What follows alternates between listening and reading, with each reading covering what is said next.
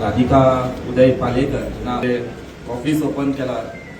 त्याच्यातील जमलेले कोरगावचे सरपंच, माजी सरपंच, पंच, डेप्युटी सरपंच तसेच याच्या पयलीं जे जाल्लेले सरपंच आणि सगळ्या ग्रामस्थांक हांव धन्यवाद म्हणटा पयलीं आमच्या उदय पालेकराक की तेंच्यांनी आमकां तेंच्या ऑफिसाक आपयला।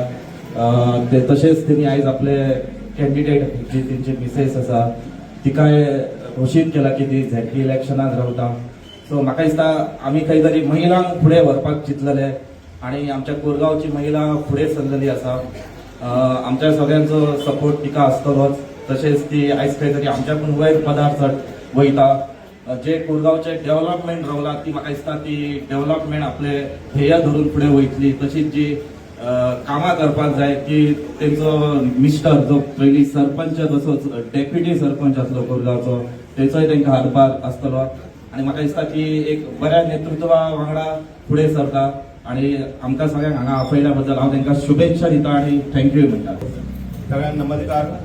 सगळ्यांक पयलीं करता आणि आयज जे आमकां आपयल्या हांगासर की उदय पालेकर म्हाजो मित्र जे काय आधीपासूनच मित्र आताच न्हू आणि आज तिने आमकां हांगासर आपयले की आपल्या मिसेसीक आपूण दवरता।